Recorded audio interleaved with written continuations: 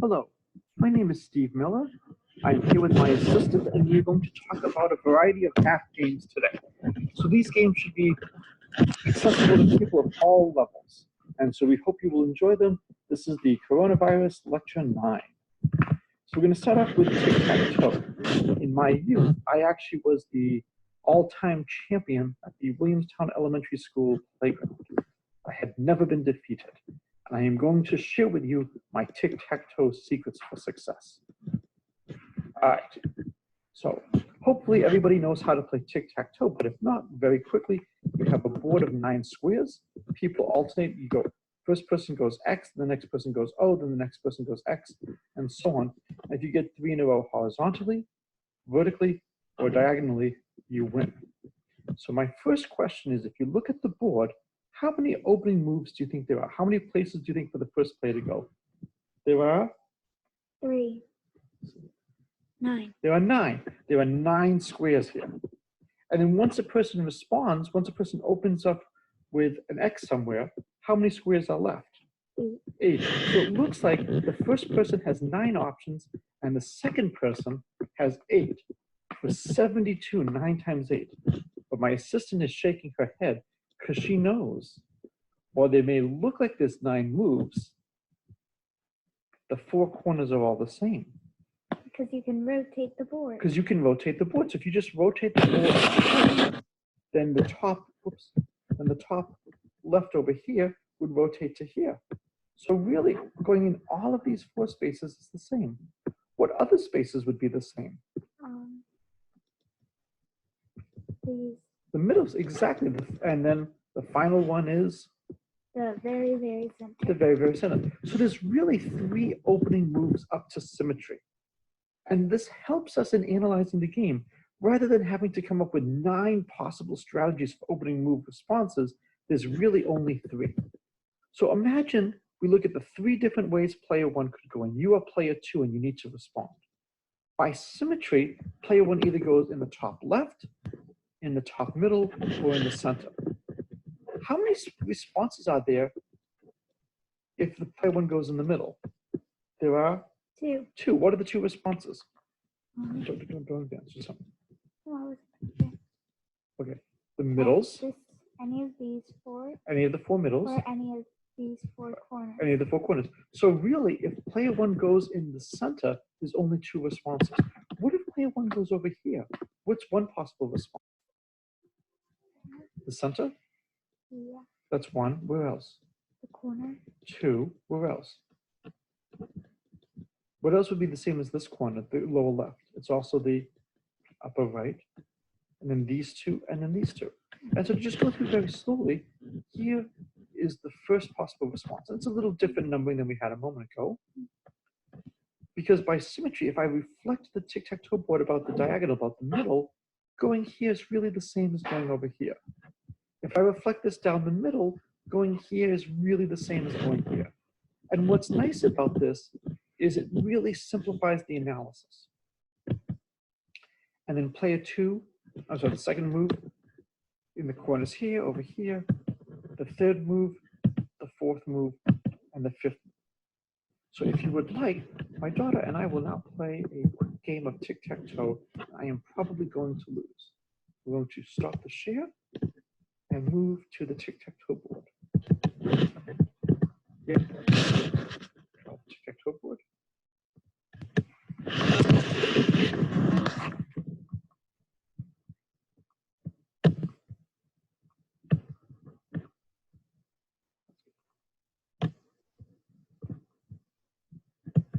So there's the 2 vertical lines. And now we're drawing the 2 horizontal lines.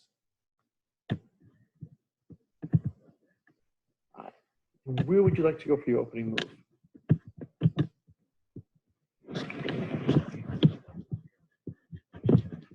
Oops. Zoomed out somehow. Where would you like to go for your opening move? Okay. So I'm going to make a mistake.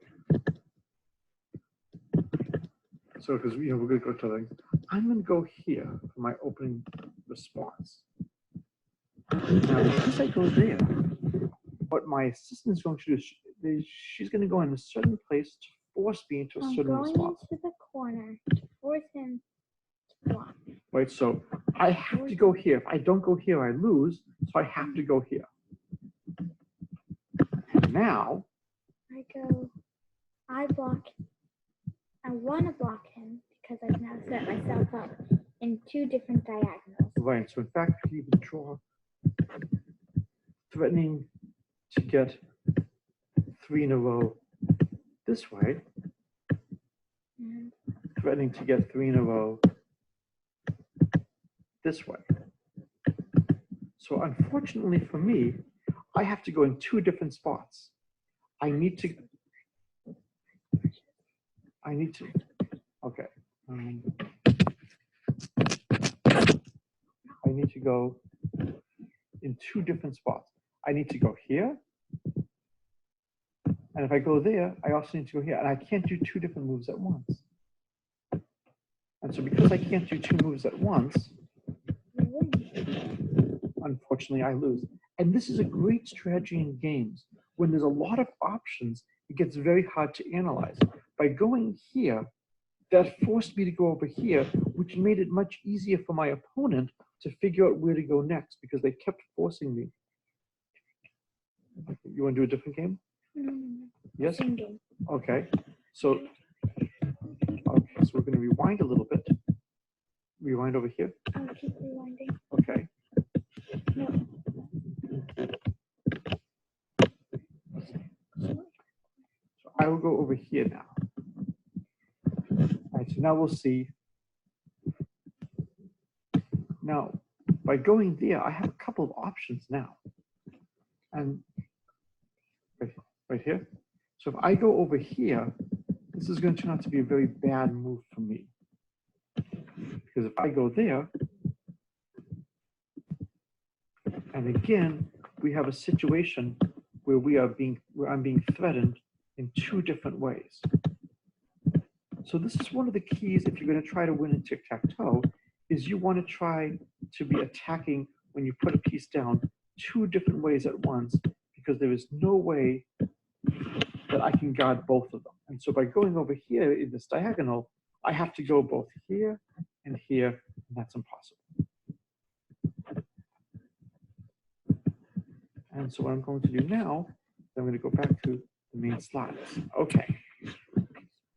So if you play carefully, you can always force a tie in tic-tac-toe.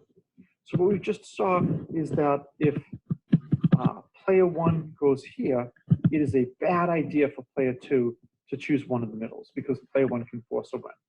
It turns out if you go in a corner and you play carefully, you can force a tie, but I'm not going to go through that. So how can we make tic-tac-toe interesting? So there's a lot of different ways. So you can buy gobble tic-tac-toe, that's a fun game. You can use larger boards.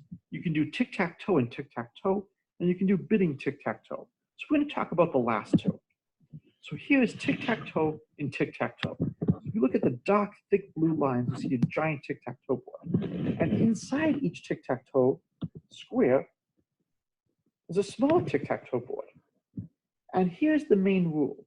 Whenever you move, the next person has to move into a square determined by your previous move. So what do I mean by that? So let's say the first person goes in the upper right corner of the middle square. What that means now is that O has to respond by going somewhere in the upper right square here. So how many spots does O have to go to? 8. O has to go in one of these spots. So how many? 9. There's 9 spots. So let's say O goes over here. This is in the second row, first column. So X has to go somewhere here, second row, first column. How many choices are there for X? 9. 9. So let's say X goes here, the upper right. Do you think this is a good choice for X? No. What does that allow O to do? Go in the same. Go over here. How many spots are there for O now? 8. So But we might. O's not going to go in the middle. Well, O shouldn't, but O went in the middle. Now, what's foolish about O going in the middle? We already have something in the middle. Right, and it's X's turn, and we now come down here, and there's 8 spots, and X gets to go. We'll assume X goes in the bottom left. Because if X went in the middle, O would then go in the middle, it could go over here and immediately block. So now O comes up in here. And in a most stupid move by O chooses to go in the middle down here.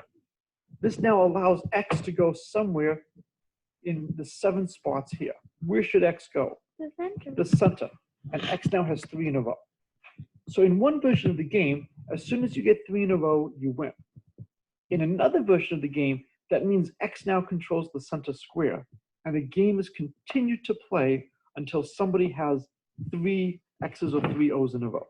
What would happen if somebody goes in a center again? So you have to decide, and there's many different games you can make. You can say, well, what would happen?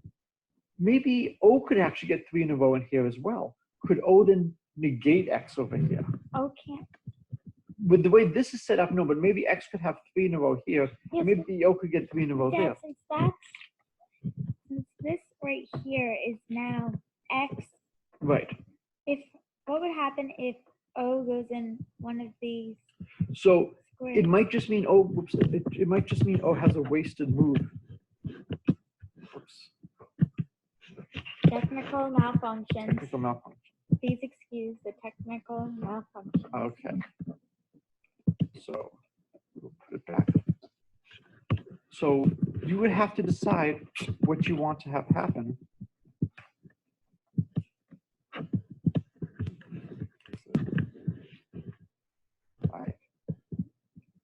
So you would have to decide what you want to have happen if O goes in here. You might just say that nobody can ever go in the square again once it's become an X. And if you go in the center, it's a free. Or maybe it's a free, and then you can go anywhere else. Or what if one of these squares is completely filled and nobody can go there? Then maybe the rule is that they get to go anywhere they want. So you have some freedom in choosing how you want to make the game. So here's another way to play tic-tac-toe. It's called bidding tic-tac-toe. And imagine both sides start off with $1,000. The money doesn't matter at the end of the game. It's like Monopoly. You just want to win and get 3 in a row. And whoever bids the most gets to move and gives their money to the other person. You could also play it where they give the money to the banker and the money goes out of circulation. And so we could keep track of opening bids. So imagine player 1 bids $300 and player 2 bids $700. They really want to go first and they get the middle. How much money will player 1 have now? They started with 1,000. Wait, are we adding? You add, yes. So 1,700. So 1,700, and player 2 will now have 300. And let's say on the next move, player 1 bids $99 and player 2 bids 100. So it looks like player 2 is winning. They have 2 in a row. Yes, but player 1 had the lower. Yeah, how much money does player 1 have now? Wait, aren't the bids blind? The bids are blind. So I'm just reporting on a possible game. Wait. They bid 201. Yeah, so if they bid $201, even if player 2 bids everything, player 1 gets the move. So now player 2 has $401. How much should player 1 bid? Wait, how much money? Well, player 2 just got the $201 from player 1. So player 2 now has $401. Okay, how much does player 1 have? They have 2,000 minus 401, so $1,599. But player 2 only has $401. How much should player 1 bid? 402. 402. And it doesn't matter what player 2 bids. $402 is enough to overwhelm player 2. And now player 2 has $802. What happens if there's a tie? So there's 2 different ways to handle a tie. We'll talk about that in a second. So player 1 now has more than $1,000. Player 2 only has $802. How much should player 1 bid? So 803. 803. And player 1 now bids enough money. They bid 804. I might have added things wrong. And player 1 wins. So what happened is player 2 spent far too much money for those opening moves. One of the questions is what happens if people bid the same? You could say in that case that nobody wins and you bid again. Or the way some people play, which I don't like, is you have a tiebreak coin. And you would then just play the tiebreak coin So one person starts off with a tiebreak coin, and if it's a tie, they choose if they want to win the bid or not. I don't like this because it now means that there's an asymmetry, that somebody has to start off with a tiebreak coin. I like it if it's a tie, you just rebid and maybe the game ends in a tie. Now, you can try to calculate, if you have $1,000, how much is too much to bid for the first move? So can you give me an answer where it's way too much for the first move? 1,000. Yeah, if you bid $1,000, you have no money left. And then on the next move, player one bids $1, then $2, and then 3 or 4, because you don't want to tie. 3 1 $1, Oh, $2, yeah. $4. So can we do better? Let's assume, just make things easy, that if there's a tie, player one gets the move. So I'm not going to go through all the algebra here, but if you want, you can assume, what if player two bids X dollars and wins? So then they would go up to 1,000 minus X, they would go down to 1,000 minus X, and player one would have 1,000 plus X. And we just wanted so that player one wins the next 3 bids. So they would have to bid exactly what player two has, and we're going to assume, to make things easy, that player one wins a tie. So they would bid 1,000 minus X and just win. Then player two has 2,000 minus 2X. Player one would have to bid that and just win. And then player two has 4,000 minus 4X. They would have to bid that and just win. So we would have 8X minus 6,000 for player one and 8,000 minus 8X. So we need 4X minus 2,000, which is how much player one had here, to be greater than 4,000 minus 4X. And if that's the case, then player one will win the final bet. Well, have you seen how to solve equations like this? We bring the x's to both sides. So we have a minus 4x here, we bring the 4x here, and that becomes an 8x. We have a minus 2,000, so we bring it over here, so we have a 6,000. So you have 8x is greater than or equal to 6,000, or x is greater than or equal to 750. So if player one always wins the tie, if player two bids $750, that's bidding too much. Well, we just saw that bidding 700 is too much. Well, but they then bid 100 on the next move as well. So we actually had them bid $800 for the first 2 moves. And then that would work here because all that really matters is player one has to get 3 straight moves. And this is just going through what the numbers would look like if player one bid 750 and player two bid 750 and player one wins on a tie. So player one would go up to 1,750 and player two would go down to 250. Then on the next one, player one would bid 250 and just barely win. It would be 1,500 to 500. Then player one would bid 500 and they would just barely win. And then player one would bid 1,000 and just win. And again, if player two spent 750 on the first 2 moves, then player one would also still win. So this is bidding tic-tac-toe. So we're going to shift now to the rectangle game.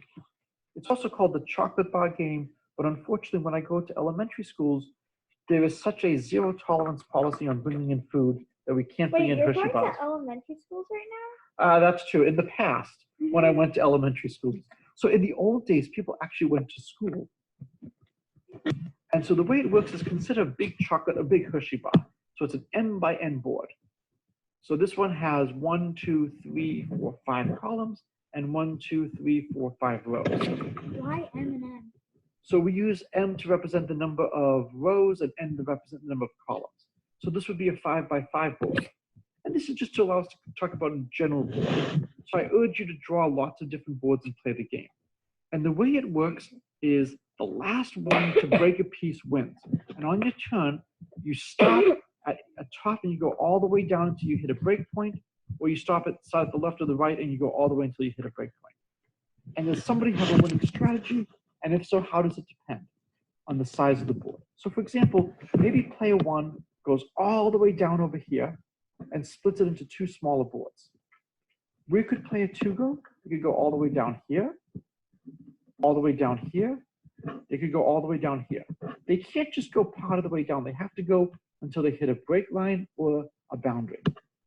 Could they go from here all the way to the end? No. No. They would have to stop where? Tell me when they would stop. Stop. They would have to stop at the break line. So they could Because go. if it was a chocolate bar, Wait, we would already have broken it up into 2 pieces. So they could go to here. They could go here on the 2nd row, 3rd row, 4th row. And where else could they go? 1, They could go 1, 2, 3, and 4.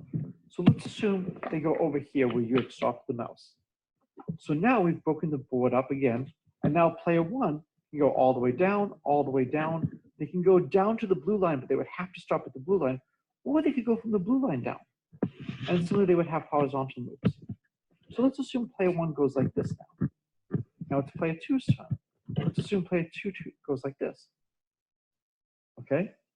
So player 2 has gone here. Player 1 could go here, here, or here, those 3 horizontal moves. They could do this vertical move, or this vertical move, or this vertical move stopping at the red line. They could also go from the blue line to the red line. They can't go from here through the blue line to the red line.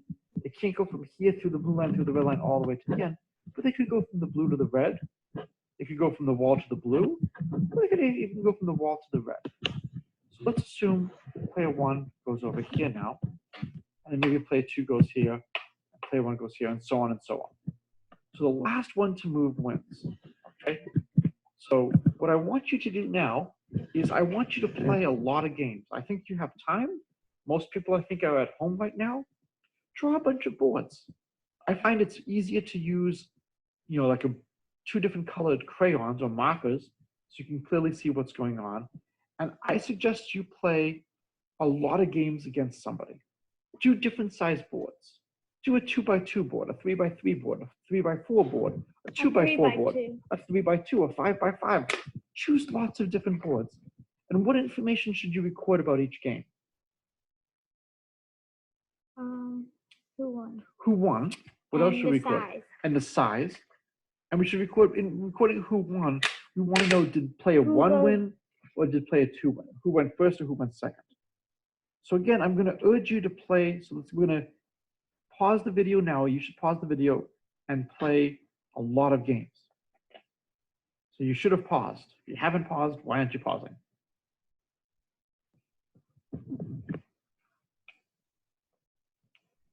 Welcome back. So by now, you've hopefully played a lot of games and we have a lot of data. And so now we can talk a little bit about how you would analyze data. So what we've done is my daughter and I played a huge number of games and we've recorded a bunch of things here. We noticed that every time we played on a 2x2 board, it didn't matter what strategy was used, player 1 always won. On the 2x3 board, no matter what strategy we used, player 1 always won. On the 3x3 board, however, no matter what strategy we used, player 2 always won. On the 2x4, player 1, 3x4, player 1, 4x4, player 1, and 3x5, player 2. So there was. We didn't play on the 2x5. We never played on the 2x5. All right, let's quickly do that now. All right, we just played 2,000 games on the 2x5. We don't have that much to do. Let's do 2020 because it's 2020 right now. We'll be back in a second. Okay, we played 2020 games. Who won every single game on that 2x5 board? Player 1. I lost every single game as player 2. None of my strategies worked. So here is some data.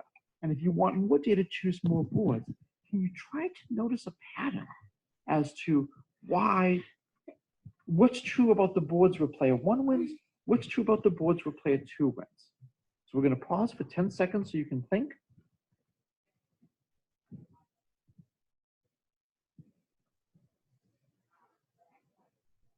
Okay.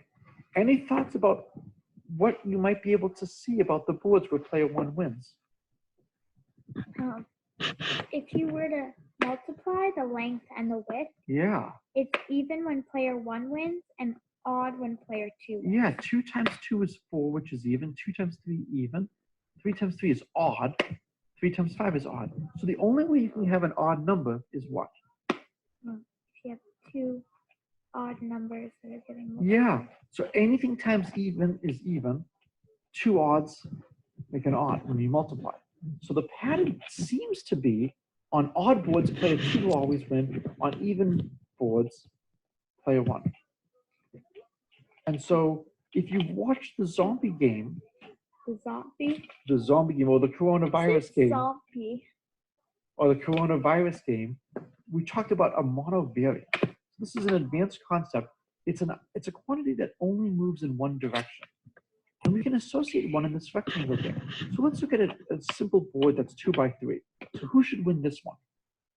Player 1. So on move 0, we have 1 piece. After move 1, let's say we go right down the middle. We split it into 2 chocolate bars. So after move 1, how many pieces are there? 2. 2. Now, on player 2's turn, let's say they move here. It splits this chocolate bar. How many pieces are there? 3. So notice that after each move, the number of pieces is 1 more than the move. So let's say player 1 goes over here now. How many pieces do we have? 4. 4. So after 3 moves, there are 4 pieces. Let's say player 2 goes over here. After 4 moves, there are 5 pieces. Only 1 move left. Player 1 goes there and wins the game. They got the last move. It's n minus 1. Dad, there's a typo. It's supposed to be 6. Oh, it's supposed to be 6. It should be 6 pieces here, not 5 pieces. That is a bad typo. So this should be a 6 over here. So I'll cover it over there to block it up. Go like that. So it looks like a 6. So what we notice is that every time somebody moves, you increase the number of pieces by 1. And so player 1 moves on the first move, the third move, the fifth move, and the 7th move. So if you end on an odd number of moves, player 1 is going to win. It's area minus 1, right? So it's area minus 1.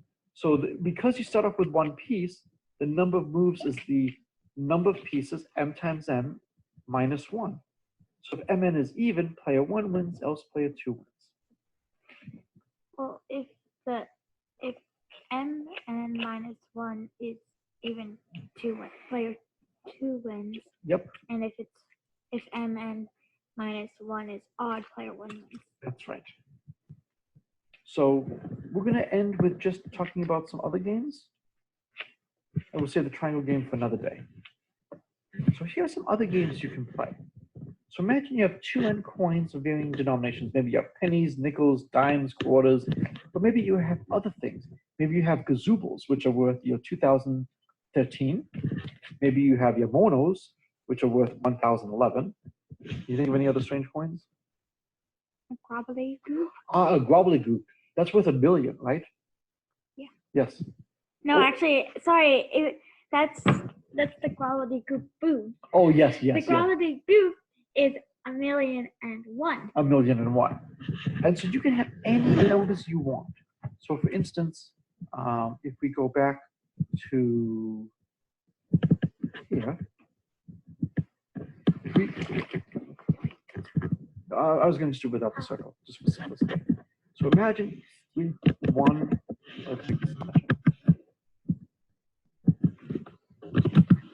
We have 1, 34, 43, 23, 2, 0. 650.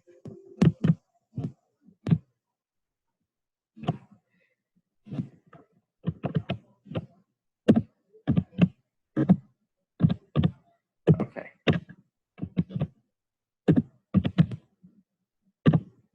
Okay, so we have 1, 2, 3, 4, 5, 6, 7, 8, 9, 10, 11, 12, 13, 14, 15, 16. So we have an even number of coins. And the way the game works is we choose one at a time. And when you choose,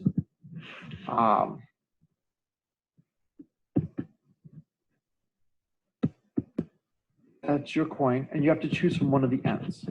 So which coin would you like to choose? So anyway, what we're going to do is we'll do it with.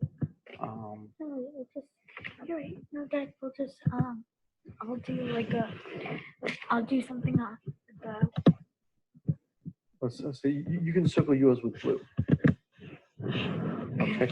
I'll circle mine with black, and I'll circle mine with a different color. So You can go first. All right.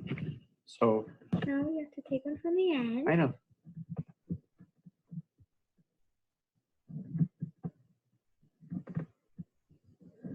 All right, so I will take this one. Now it's your turn.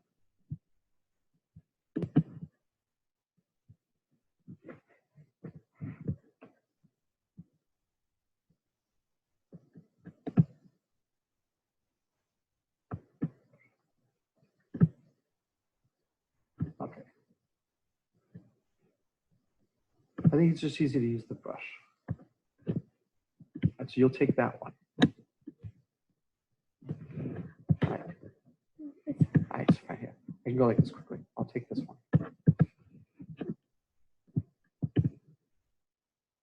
Oops, that's black. You need to change it to blue. I'll do a little halo on top. Ah, you'll do a halo top. Okay, and I'll just leave it below. I'll take the one down here. No, just do it. I'll do it right Regular. there. So this is technically mine. Yeah. It's okay.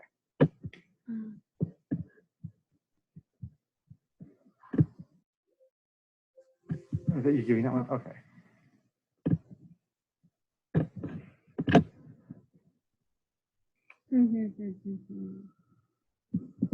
I'll go down. I'll take this one. I'll take that one. I will take 67.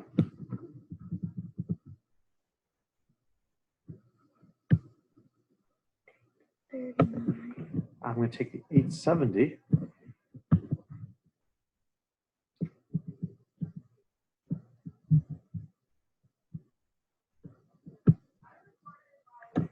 I will take the 32.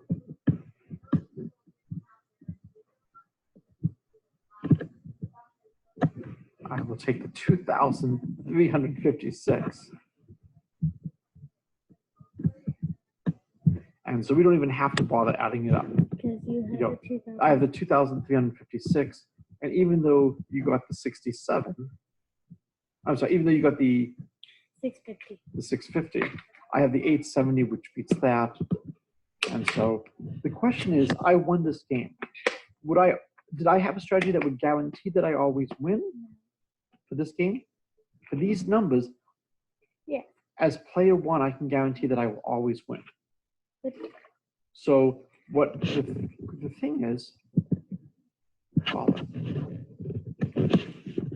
If there are an even number of pieces,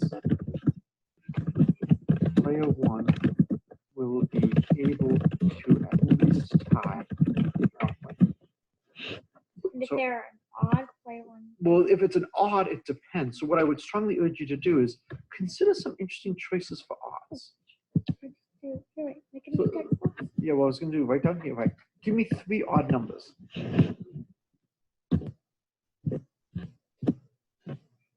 No, just do 3 numbers. You want it so that player one is going to lose. So give me 3 odd numbers where maybe you think player one will lose. What should the middle be?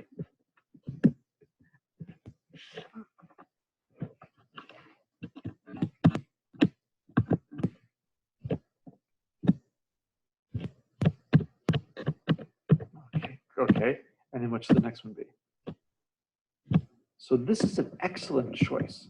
So no matter where player one goes, player two, unless they're a moron, is going to get that middle one. Now sometimes player one is a moron. No, you mean player two. Except player two is a moron. But usually it's not. So if we were to play this right now, You have to go into questions. right. And I'll start off as player one over there.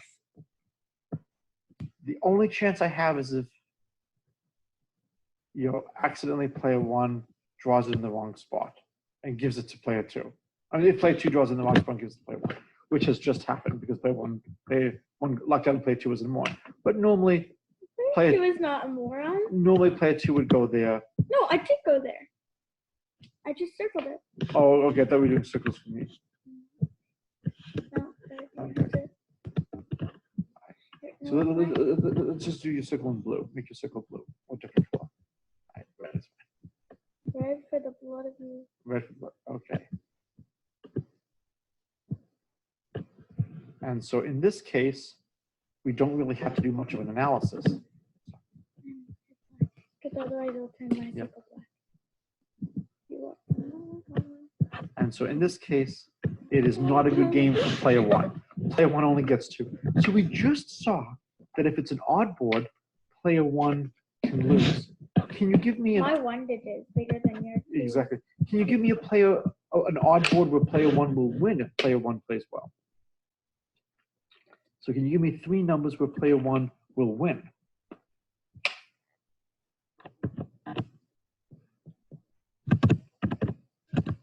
Don't do 0. Sure. But so just so we can make them all positive, we could do 1, 1, and a big number there.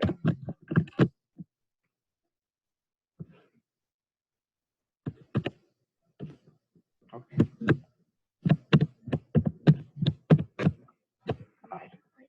Let's No, it's supposed to be a 0. It's fine. It's fine. So if we do something like this now, player 1 would start off and go over here. And in that case, player 1 will not win. So we see on odd boards, sometimes player 1 will win, sometimes player 2 will win. I claim on a board with an even number of pieces, player 1 will always at least tie if they play well. Well, let's see. And so I'll leave that for you to think about. The next riddle that we want to just leave you to think about is devilish coins. So you die, and the devil comes out to meet you. In the middle of the room is a giant circular table, and next to the walls are many sacks of coins. The devil speaks. We'll take turns putting coins down flat on the table. I'll put down a coin, and then you'll put down a coin, and so on.